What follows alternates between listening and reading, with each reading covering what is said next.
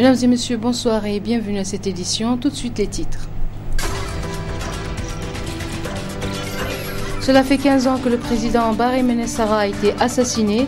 Une fatia a été dite aujourd'hui à son nom et sa famille réclame toujours justice.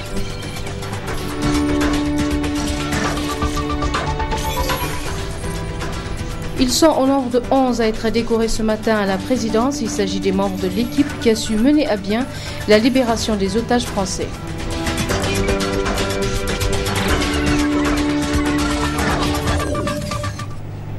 « 9 avril 1999, 9 avril 2014, cela fait 15 ans jour pour jour que le général Baré Ménessara a été assassiné. C'est à cet effet que les parents, amis, connaissances et militants du Parti du Rassemblement pour la démocratie et le progrès RDP et Jama'a se sont retrouvés au siège du parti à Niamey pour une fatia pour le repos de l'âme du disparu. L'on peut se souvenir comme si c'était hier, l'homme était abattu dans un climat politique assez tendu. Aujourd'hui, sa famille, ceux qui ont adhéré à son parti, le Rassemblement démocratique pour le progrès RDP Jama'a et ses proches, lui renouvellent une pensée. Une prière est dite pour le repos de son âme. Cette fatia, organisée ici au siège à Niamey, est parallèlement organisée à Doumega par la famille Baré, et à l'intérieur du pays, dans chaque chef-lieu de région, par nos militants. 15 années sont passées, l'enquête piétine jusque-là, la justice tarde à triompher. Nous faisons un combat permanent pour que tout ce qui est juridique, tout ce qui concerne les textes de loi qui bloquent la recherche de cette vérité-là, pour qu'on puisse les déverrouiller afin que la vérité sorte. C'est dans ce sens-là que, il vous souvient que la Constitution de la Ve République avait, en son article 141, dit que tous les auteurs, complices et co-auteurs de cet assassinat sont amnistiés. Alors, dans le combat que nous avons fait jusque-là, au niveau de la Ve République, vous n'avez plus cet article-là qui amnistie les auteurs, co-auteurs et complices de l'assassinat. Ça veut dire que quelque chose a été fait. Et aussi, dans la même logique, aujourd'hui, la famille Baré a transmis ce dossier au niveau des juridictions de la CEDEAO. Je pense que nous sommes en train de faire le combat, nous allons le poursuivre et nous n'allons pas nous arrêter tant que la lumière ne sera pas faite sur cet assassinat. Arrivé au pouvoir en 1996 par un coup d'État, le président Baré a régné 2 ans et quelques mois avant d'être assassiné. Les activités prévues pour commémorer ce 15e anniversaire de la disparition du général Baré se poursuivront jusqu'au 12 avril 2014. Au menu, grand meeting au rond-point Baré qui verra la participation des militants et membres du bureau politique national en vue de célébrer le 17e anniversaire du parti RDP et une conférence débat qui sera animée par le député Ben Omar et le professeur Djibril Abarchi. La famille du président Ibrahim Baré Ménessara attend toujours pour que lumière soit faite sur l'assassinat. Dans un entretien accordé à la radio Enfani, Clémence Aïssa Baré a expliqué les raisons de l'introduction du dossier au niveau de la cour de la CEDEAO. Si nous introduisons une requête auprès de la CEDEAO, c'est pour mettre le Niger devant, je pense, ses responsabilités. Dans un premier temps, il y avait des verrous constitutionnelle avec une auto-amnistie par les auteurs de cet assassinat. Les requêtes ont été rejetées sous différents prétextes. Donc pour nous, chaque fois, il a été très facile de démonter tous les arguments qui avaient été mis en avant. Donc moi, ce que je souhaite, c'est vraiment qu'on dépolitise ce dossier et qu'on s'en en fasse un dossier national qu'il faut régler une fois pour toutes. Je pense qu'il a été traité de manière très politique et justement, nous avons essayé sous tous les régimes qui se sont succédés d'introduire le dossier régulièrement. Les avocats ont été, je pense, très innovants. Ils ont réussi à attaquer sous des angles différents parce que c'est un dossier qui me semble être un dossier vraiment légitime, un dossier sûr, un dossier vraiment, je pense, où il n'y a pas de doute. C'est un assassinat, on a enlevé la vie, il n'y a pas un seul auteur, il y a certainement plusieurs auteurs. C'est quelque chose qui a certainement été bien préparé. Mais je ne peux pas vous en dire plus, c'est une enquête qui pourrait nous amener à le déterminer. Mais pourquoi ne pas vouloir faire la lumière sur ce qui s'est passé? En amnistie, on n'a jamais fait la lumière sur ce qui s'est passé. Et je pense que ça, on le doit au peuple du Niger. Il faut que cette page de l'histoire du Niger soit écrite. Et je pense que ça, c'est le devoir de tout gouvernement, c'est de faire en sorte que tous les Nigériens se sentent bien dans leur pays, que tous les Nigériens aient un accès équitable au droit à la vie et au droit à la justice. Nous avons eu des soutiens au niveau des amis, nous sommes une famille au sens large très soudée. Nous croyons en Dieu. Je pense que tout ça, ça a été vraiment des éléments qui nous ont permis d'avancer avec des espoirs et des espoirs trop souvent déçus malheureusement. Il y a certainement des marques et des blessures indélébiles que rien ne pourra jamais réparer. Mais comme vous le savez tous, chaque fois qu'il y a des crimes de ce genre et qu'il n'y a pas de justice, on est frappé doublement. On est frappé par la disparition d'une personne chère et on est ensuite frappé par l'injustice et le manque d'intérêt par rapport à ce dossier pour donner vraiment accès à la justice. Je pense que tout ça, c'est difficile. C'est très lourd à porter, surtout pendant 15 ans. Restez avec nous jusqu'à la fin du journal pour suivre en partie magazine le dossier de la rédaction sur les 15 ans de la commémoration de l'assassinat du président Ibrahim Baré Menassara. Cérémonie de décoration ce matin au palais présidentiel des membres de l'équipe qui a eu à gérer avec brio le dossier de libération du groupe français pris en otage à Arlit. Ils sont au nombre de 11 à bénéficier de ces distinctions honorifiques. Parmi eux, un seul civil, Mohamed Akoté, ancien ministre, directeur de la filiale du groupe nucléaire français Areva. Commentaire Michel Didj. Il s'agit pour le grand maître des ordres nationaux à travers cette cérémonie de manifester d'une manière rayonnante sa reconnaissance et celle de toute la nation nigérienne à l'endroit de l'équipe dont le professionnalisme et la bravoure ont permis la libération des otages français il y a près de 6 mois. Votre équipe s'est brillamment distinguée en s'investissant avec courage et abnégation pour obtenir la libération des otages enlevés à Arlit en septembre 2010. Détenu pendant 3 ans par Al-Qaïda au Maghreb islamique, Hakmi, les 4 otages français ont été enlevés pendant qu'ils travaillaient pour Areva et une filiale de Vinci. Et c'est grâce aux efforts couronnés de succès de ces récipiendaires que le monde entier a pu applaudir leur libération le 29 octobre dernier. L'Office national d'édition et de presse ONEP organise depuis ce matin une exposition photo de 3 ans d'action du président de la République. Le Premier ministre et les membres de son gouvernement étaient les premiers visiteurs de cette initiative de l'ONEP. Compte rendu Arieta Sala et Cheibou Guissou.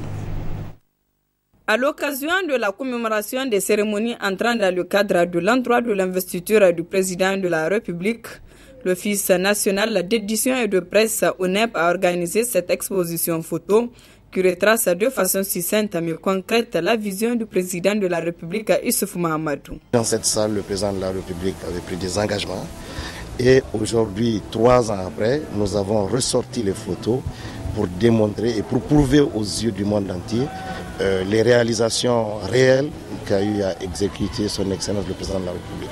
Nous allons être présents ici pendant 5 jours pour la population de Niamey et les autres régions.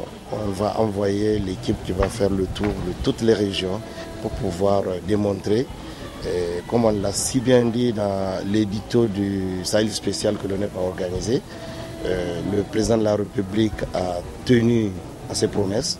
Cette exposition photo vise à partager avec les visiteurs l'impact des réalisations en termes d'infrastructures de mécanisation de l'agriculture à travers l'initiative 3N, ainsi que d'actions dans le domaine de la santé, de l'élevage, de l'emploi, de sécurité, de l'urbanisme et de la restauration des sols. Je félicite vraiment l'ONEP pour cette initiative.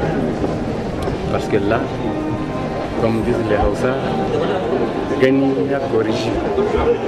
On voit de manière claire, preuve à l'appui, certaines de ces réalisations qui ont été immortalisées à travers cette telle photo. Donc, bravo on est, bravo la presse. La presse a beaucoup joué également, elle a joué son rôle pour ces 3 ans. Je les félicite également pour leur accompagnement. Le moment précis m'a permis de revivre ces événements-là. Je vous en félicite. Et franchement, je me dis que sur les 3 ans d'action, le gouvernement de M. Birji Rafini a fait beaucoup de choses. En matière de diplomatie, je me dis que le chef de l'État a fait beaucoup de choses. Et vraiment, le Niger a beaucoup changé. Le Premier ministre, entouré par les membres de son gouvernement, a visité les photos de réalisation du chef de l'État au profit des Nigériens, suivant les 8 grands axes de son programme de renaissance. Cette exposition photo durera 5 jours. Les étudiants de l'Institut africain de technologie IAT en culture et communication des entreprises ont visité ce matin les locaux du groupe Labaré. Objectif, renforcer les cours théoriques dispensés à l'IAT. Reportage, Nafis Zakou et Halid Bourima. Ils sont tous là, les étudiants en culture et communication des entreprises de l'Institut africain de technologie IAT qui ont visité les locaux de la radio et télévision Labari ce mercredi. Cette visite rentre dans le cadre du renforcement des cours théoriques dispensés à l'IAT dans cette filière. Cette visite a pour objectif d'acquérir un certain nombre de connaissances pratiques au regard des cours théoriques qu'ils ont eu à l'école. Donc en un mot, c'est pour joindre l'utile à l'agréable. Ils ont eu des cours théoriques, mais maintenant ils sont venus concrètement sur le terrain, voir en tout cas de quoi s'agit-il. Chaque année, dans le cadre de la culture professionnelle, nous rendons visite dans des médias de la presse écrite, des médias audiovisuels. Et nous avons choisi la Labari, ça fait notre 2e passage, et nous avons estimé que c'est en moins de 2 à 3 ans, c'est une institution audiovisuelle qui a fait ses preuves. Et car nous avons trouvé lors de cette visite une équipe dynamique prête à travailler. Et nous avons vu des matériels de haute technologie, des derniers écrits comme on le dit, et nous avons trouvé vraiment des responsables accueillants. Les étudiants nous livrent leurs impressions après cette visite qui les a conduits dans les différents services du groupe Labari. Franchement, c'est merveilleux. De la salle de réunion jusqu'à la salle de montage, le plateau de la radio. Je suis vraiment comblé. On a beaucoup apprécié, on a visité un peu les locaux, on a eu un petit entretien avec les DG, ce qui nous permet d'ailleurs d'avoir un renforcement pour notre formation professionnelle. On a été vraiment satisfaits parce qu'on a eu les réponses nécessaires qu'on voulait savoir. Nous sommes vraiment très épatés parce que nous avons fait la théorie à l'école et voilà, aujourd'hui, Dieu merci, on est en face de la pratique, si le mot l'indique. Donc on a pu visiter la salle de montage, la salle de régie, la radio, comment ça se passe les émissions, on entend toujours, on capte à partir des radios, mais maintenant on a pu voir comment se fait la transmission des émissions en direct et des émissions enregistrées à partir de la radio. La télévision aussi, on s'est demandé comment se fait le montage des journaux, comment se fait la présentation. Ils ont pu nous montrer point par point, détail par détail, comment ça se passe avec les animateurs. Et nous en sommes bien, vraiment fiers. Espérons que cette visite, la 2e du genre des étudiants de l'IAT à la télévision Labari, leur permettra de bien mettre en pratique leurs connaissances théoriques.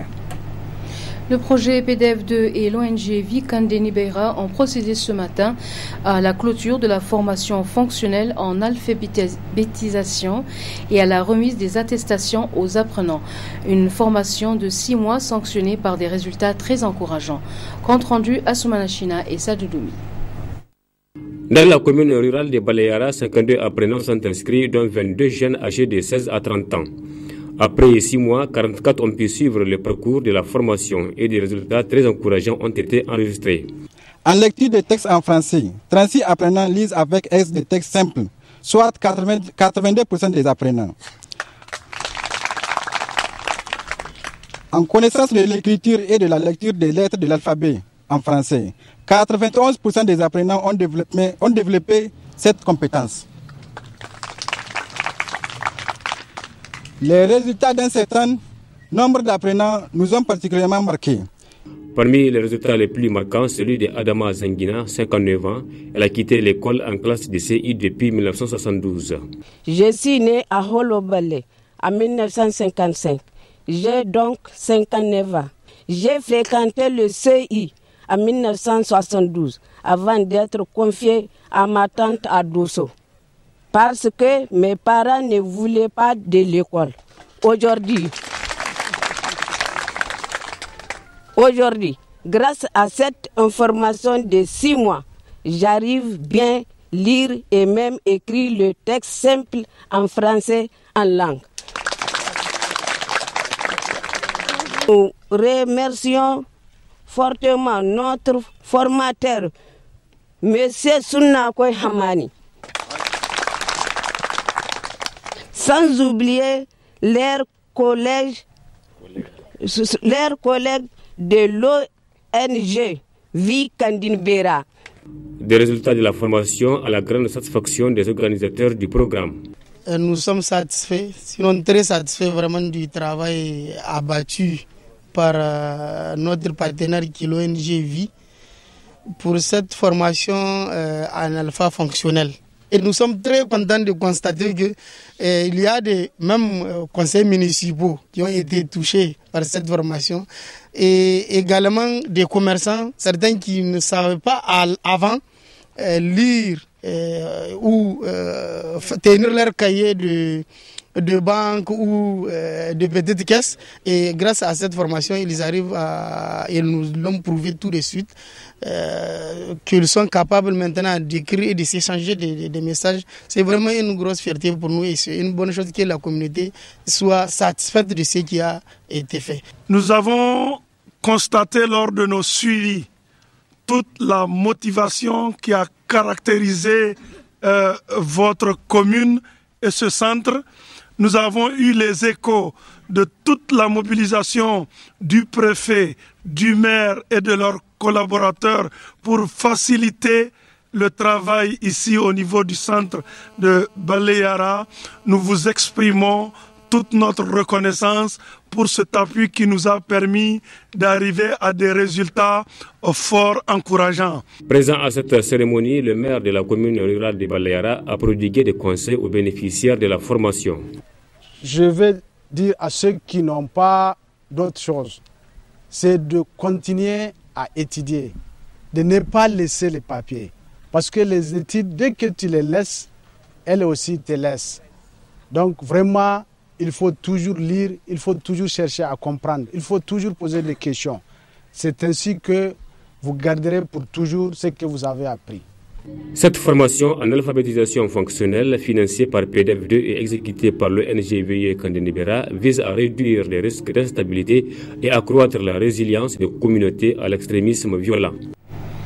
Ainsi prend fin ce journal et voici comme convenu la partie magazine.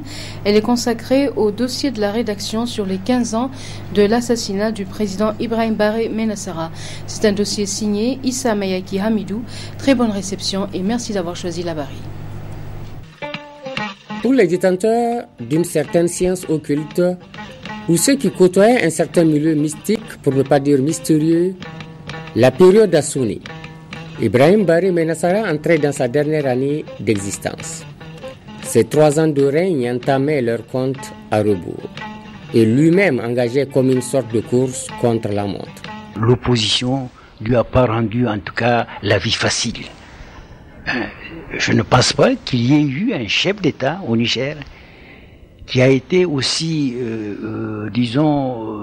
acculé par l'opposition, les syndicats, à tel enseigne que quelles que soient les qualités d'homme d'État qu'il incarne, le temps ne lui a pas permis, en tout cas, de se consacrer réellement aux problèmes pour lesquels il avait à l'époque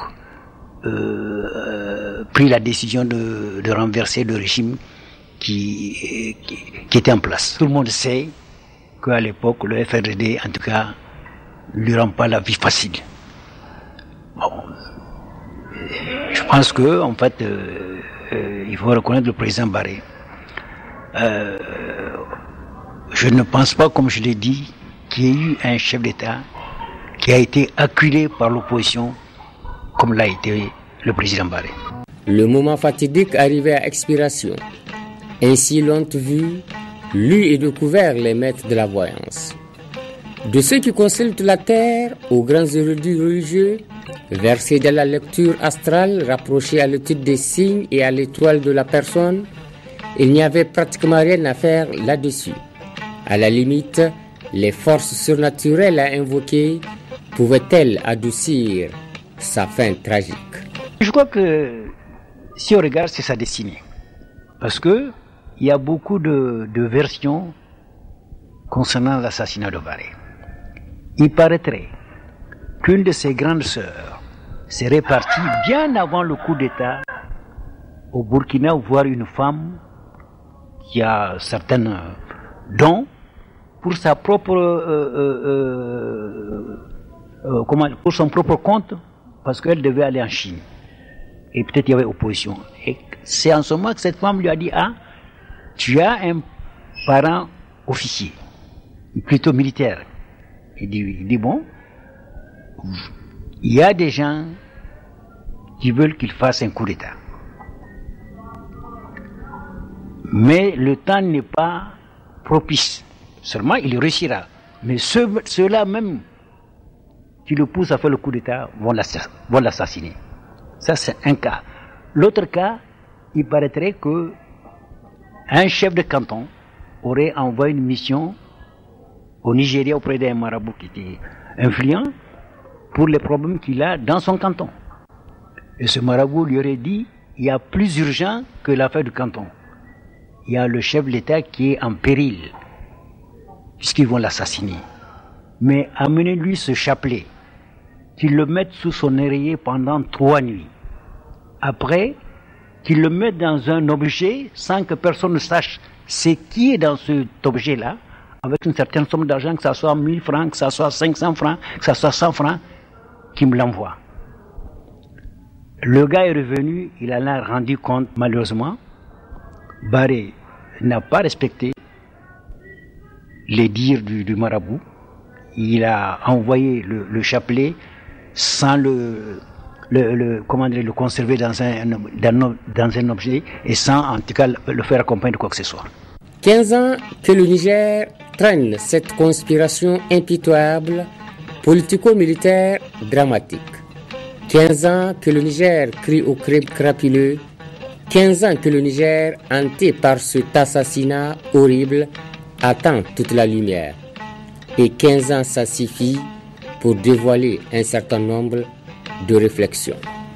Il y a eu certaines, informations qui avaient circulé à l'époque, que même s'il devait y avoir, en tout cas, coup d'État, c'est à cause de l'entourage du président que certains militaires, en tout cas, cherchaient à l'écarter. Parce que personnellement, en tout cas, moi j'ai eu à l'entretenir de cette information. Maintenant, vous savez, il avait tellement confiance à certaines personnes que c'est des choses auxquelles il ne croit pas. Barré ne pouvait pas échapper à ce 9 avril 1999. Et cela devait passer par un homme qui était plus que de son entourage. Cet homme-là, le commandant Daouda Malamouanké, était en fait chargé de sa propre sécurité. Comme vous le savez, le décès du président Barré est intervenu à un moment où le Niger se trouve dans une situation difficile. Ces difficultés sont d'ordre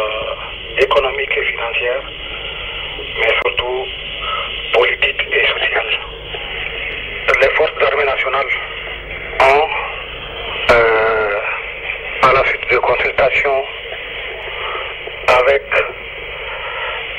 les partis politiques, la société civile, ont donc décidé d'arrêter cette dérive, de prendre leurs responsabilités pour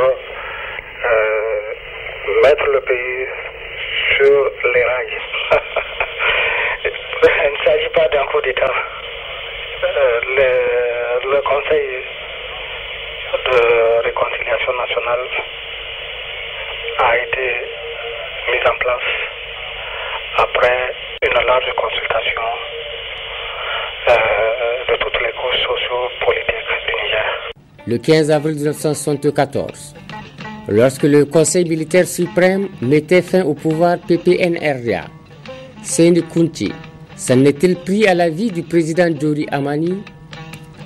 Le 27 janvier 1996, lorsque le Conseil de salut national s'emparait du pouvoir AFC, Ibrahim Barry Menassara a-t-il seulement jugé utile d'écourter l'existence au président Mohamed Ousmane?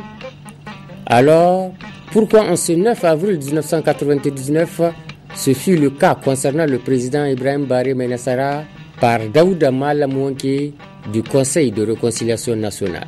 Bien sûr, je ne souhaite aucun bien à ces assassins, et ils le savent. Mais je respecte la vie, et pour moi, la vie, en tant que femme et en tant que médecin, c'est sacré. C'est seulement la volonté et la persévérance, la détermination qui m'anime et qui anime beaucoup d'autres Nigériens qui nous mèneront enfin à gagner. Parce que Dieu est là pour tous. Et sa justice, lui seul sait quand est-ce qu'il va nous la donner. Il y a 15 ans de cela, la Constitution de la Ve République accordait par une loi spécifique une amnistie générale aux auteurs de l'acte perpétré sur le tarmac du groupement aérien national. Toute la nation nigérienne se mettait ainsi d'accord pour pardonner. Mais peut-on se mettre effectivement à la place des familles pour tourner la page comme si c'était une mouche qui venait d'être écrasée? Moi, je pense que les conditions finalement qui ont porté cette amnistie à être introduite dans la Constitution ont été des conditions finalement très troubles pendant un référendum contesté où il y avait eu des menaces de la junte. Donc je pense que les résultats aussi n'étaient pas le reflet de l'idée des Nigériens. Donc forcément une amnistie qui est à ce point, je crois, honteuse pour le peuple nigérien, à long terme elle ne pourra pas rester dans cette constitution. Parce que l'amnistie pour des crimes de ce genre, c'est anticonstitutionnel. Si je comprends bien, vous vous rendez compte qu'on a affaire à un crime prémédité et aucune raison politique ne peut tenir quand on a affaire à un crime prémédité. Il y a d'autres voies pour faire entendre raison.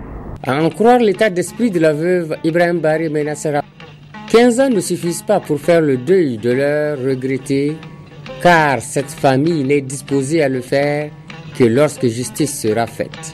Pendant que les assassins courent toujours et que certains sont même décorés, on veut leur donner des mobiles et des prétextes pour atténuer l'horreur des actes. Non, chacun a son appréciation politique de la gestion d'un État. Mais je trouve que ces théories, elles ont le travers quand même de vouloir donner bonne conscience aux assassins. Et ça, je pense que c'est intolérable pour nous.